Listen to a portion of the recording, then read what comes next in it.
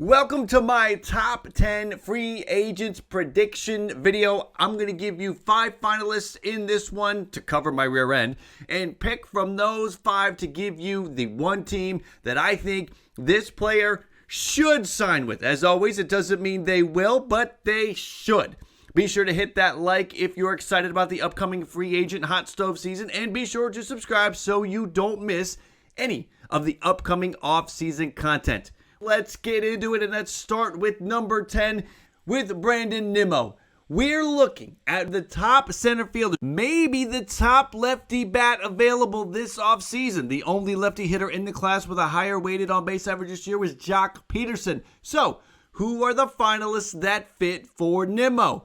Obviously, the Mets come in here. He's one of the heart and soul players on the team. While LA and San Francisco are focused on Judge and other big pieces, they could pounce on Nimmo. They, being the Padres, could pounce on Nimmo. And of course, if San Diego is there, San Francisco, LA wouldn't be too far behind, especially if Judge has signed back with the Yankees or with another team. It's already out there that the Rockies have him in their sights, even with dollar amounts out there. 115 to 120 million is rumored. The Red Sox are next. As it is, they could use lineup help, outfield help, and if Bogaerts leaves, they'll even have more money to play with. And lastly, the Kansas City Royals. Can't you see it? Listen, Casey has the need, and if they lock Nimmo up for a 5 to 6 year deal, they're showing the fan base that they're not going to sit it out and restructure. Think of how Colorado signed Chris Bryant out of nowhere last year. Where do I think Nimmo goes is the question.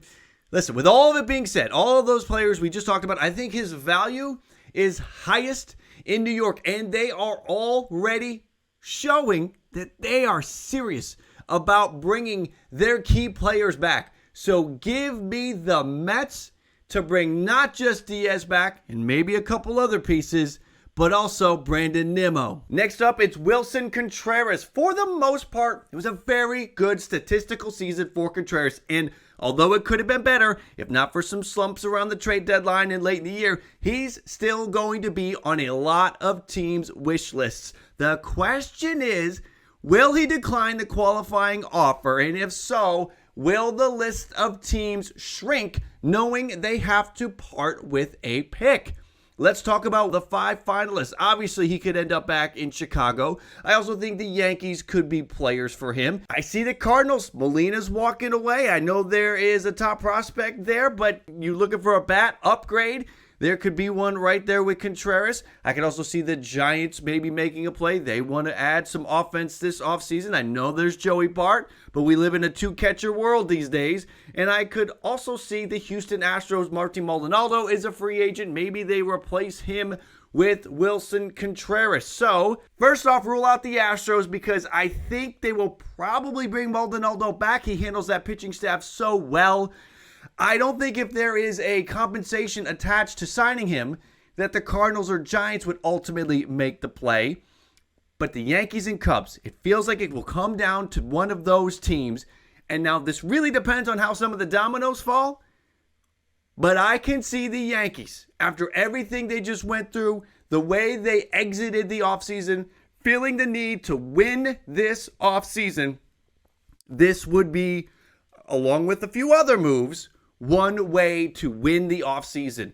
Upgrade at catcher. I know Trevino is your Gold Glove catcher. Yes, he's still going to probably spend most of the time behind the dish, even if you get Contreras, but Contreras can DH, Contreras can catch. You can work this bat in. I think that there's something that could be here, an upgrade for the Yankees. Give me Contreras to the New York Yankees. Next at 8, we're going to go Carlos Correa.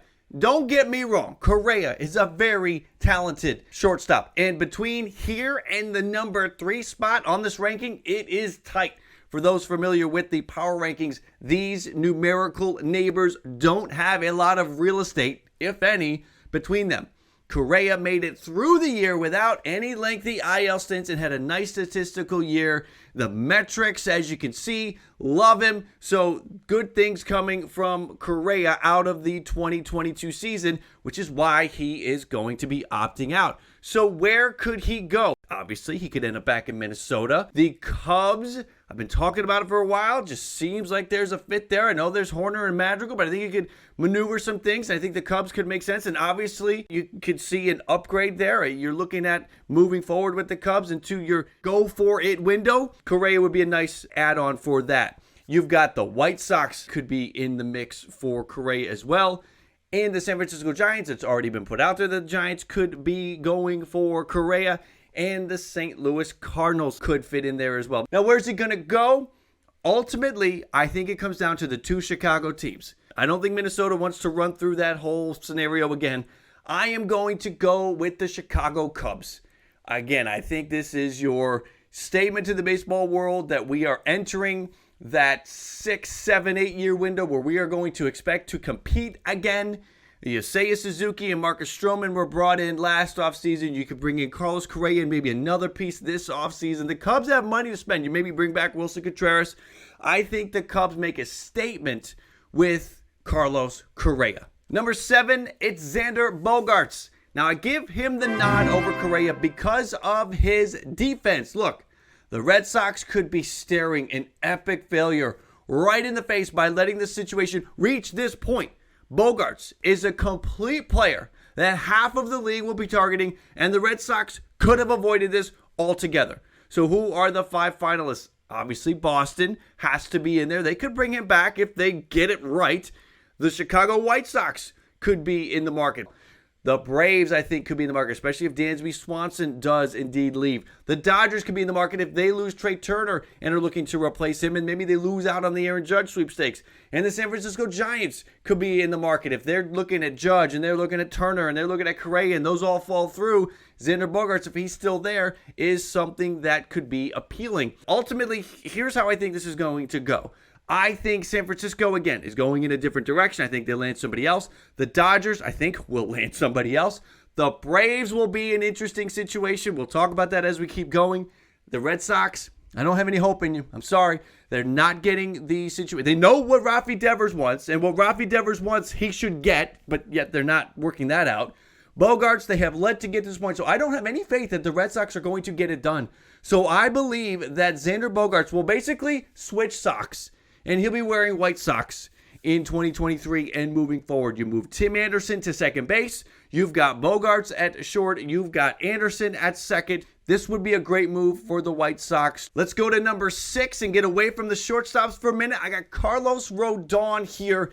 After his market failed to heat up last year, he took the player option deal from the Giants, and that looks like a brilliant move in hindsight. He's the 3rd best pitcher in the market this year after being the 7th or 8th last year, and he's coming off a healthy season. So where could he wind up? Obviously, we're going to put San Francisco in the mix to bring him back. You can see the Rangers. They want to be aggressive. The Rangers are talking about going after deGrom, not leaving any stone unturned. You can see the Yankees get in on Rodon. I think that would be a smart decision. I think Rodon would be a nice addition for the Dodgers because you've got Anderson, you've got Haney, also free agents. And then I've also got the Cardinals. So where are we going to put Rodon? Ultimately, I think no to San Francisco because they last year, and I think they will do it again this year, kind of worked some deals to complete the pitching around Logan Webb. And I think we'll see that again this year. Carlos Rodon's not going to be a deal now. Carlos Rodon's going to be 4 or 5 years, 20 to 25 AAV. So that's not a deal for San Francisco anymore. So I don't think they go that route. I think they're going to be focused on offense this offseason. So I'm going to cancel San Francisco out. I am also going to cancel the Cardinals out because I think it's going to be too much, and they will ultimately look at their pitching and feel like they are, after the addition of Jordan Montgomery, the trade deadline last year. Hopefully J.A. Happ has a bounce back. Plus you got Flaherty. You hopefully have a full season with him. You got there's enough reasons for the Cardinals to do the move, but there's also enough reasons for them to not do the move. So I think they probably pass. I think the Dodgers miss out. I think the Yankees miss out because they're focused on offense. Give me the Texas Rangers to be the team that lands Carlos Rodon. Next at number 5, I've got Justin Verlander. He's got a player option for next year, but I expect him to opt out. By the time you're seeing this, he probably already has opted out or it has been announced that he's going to opt out, but I'm thinking he's going to do so before we really actually know if he's going to do so. So He needs to do this because if he wants to play till 45, he's got to lock in a multi-year deal. So let's get into where he might actually go. Obviously, Houston.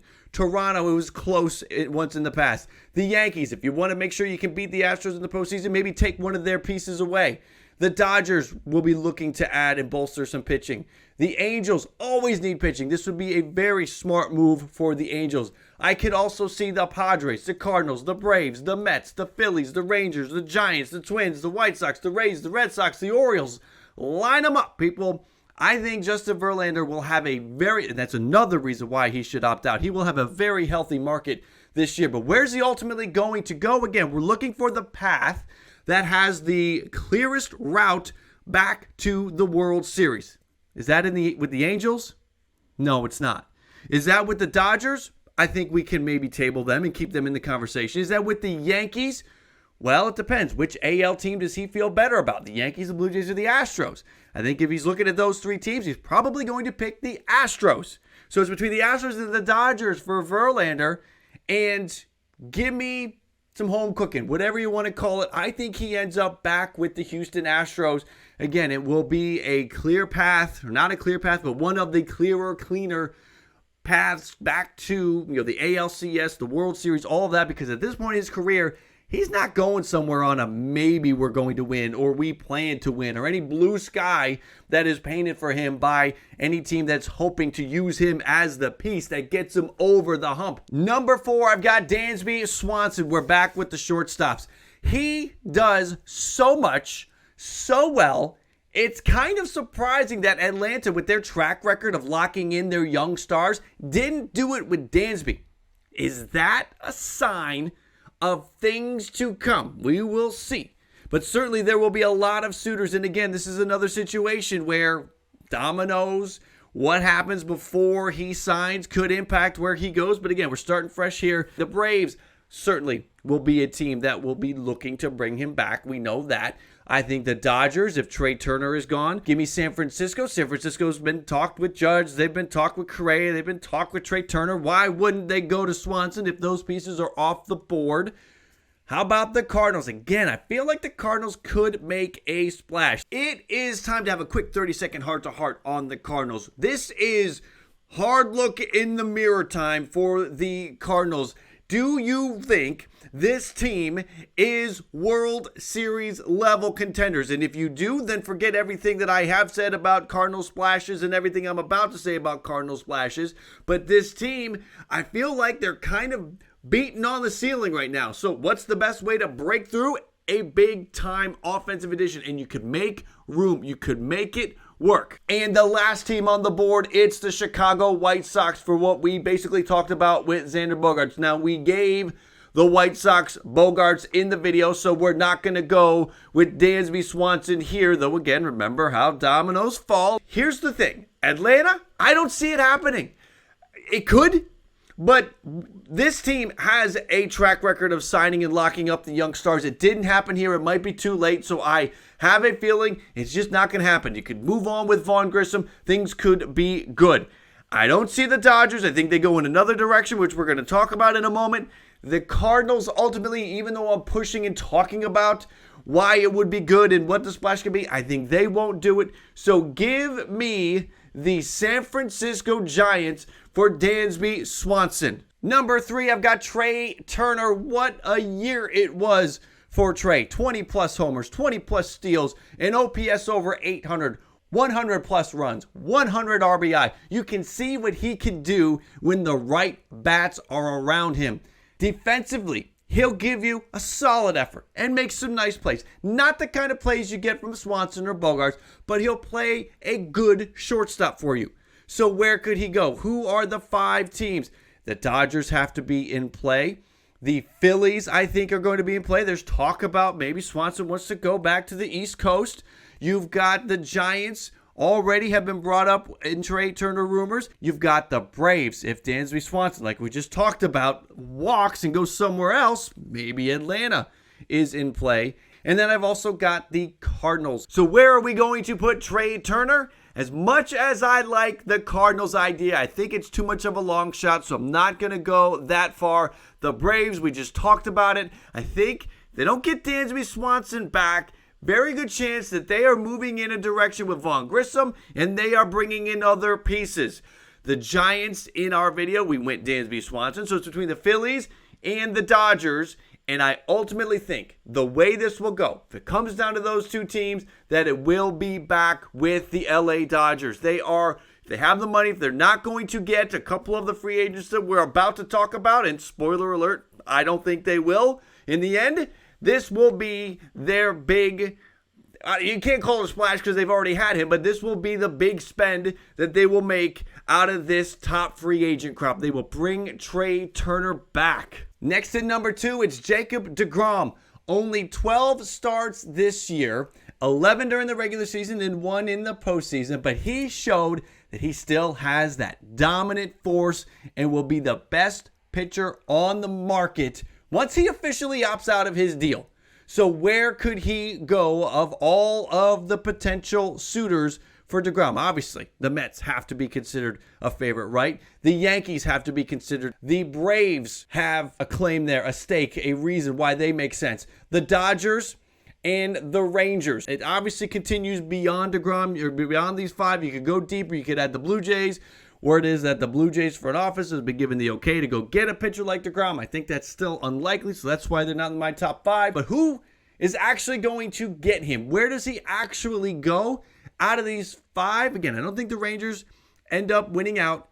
This boils down to who's willing to pay the most. And there's one team that I think will just continue to go higher and higher and higher. And I think there is enough of a relationship between the player and the team to where he'll give them the final opportunity. Not to cause a bidding war, but to give them the courtesy of, look, this is what these guys are paying. Will you go? Will you match it? Will you go above it? I'd love to stay. I think that's what happens. I think he stays. I think he stays with the Mets. Word's out that he's happy there. That's really no surprise. He is the piece that they need. You cannot, if you're the Mets, let Jacob deGrom go. And number 1, it's Aaron Judge. What is there not to say? He might actually be the top player to hit free agency ever based on what he did during his walk year. I'll have to look that up. Maybe that's a future video. But where is he going to go? Who gets him? Yankees have to be a finalist, of course, as well as the Dodgers. They've been linked already. They're going to be aggressive. The Giants won't be underbid. I think the Mets are going to get in the conversation as well. And there has not been a lot about this team, but if the Dodgers and Giants are linked, don't think A.J. Preller and the Padres would be too far behind. I got to think that if it looks imminent, Preller may pick up the phone and make a call. So these are the 5 to me that make the most sense. And we know the Padres need to add some offense with the exodus of the trade pieces, with Drury and Bell leaving, Myers leaving. Profar's probably going to take his player option and walk. Can't see him being back and go get a multi-year deal. There are enough reasons for the Padres to get into a Judge sweepstakes. But where will he ultimately wind up? I don't think the Padres. I don't think the Mets. The Giants. Listen, I know the Giants are going to work hard. They're going to push hard. And they may not be undersold. But if Aaron Judge is looking at roster construction, unless the Giants have already gone out and signed Turner or Swanson or Correa, then Judge may look at the rosters between the Yankees and the Dodgers and say, I need to go where the better roster is. And if he's doing that, then he's probably going to pick the Dodgers. However, he said he wants to remain in pinstripes. These Yankees are going to do whatever they can to improve the roster. So whatever the roster is right now, to when he signs, to when the season starts, I think there's going to be more pieces. Can you bring Judge back and fix the flaws? And I think they can. In the end, I think Aaron Judge ends up back with the Yankees for all of those reasons. Give me Judge back to New York, back to the Yankees. Make sure to let me know what you think about Judge and the other free agents that we have talked about. I want to know what you think. Obviously, we're going to have differing opinions, and that's okay. Make sure to subscribe if you have not yet so you don't miss any of the upcoming content. Make sure to hit those alerts as well. And leave a like. It's the best way to support the channel and support the video. Again, I appreciate you coming in to spend some time with the channel. BALLCAP Nation, I salute you. Thank you for the support. I will add some links to some of my other content for you all to check out here now. Thanks for coming in, spending some time with the channel, watching the video.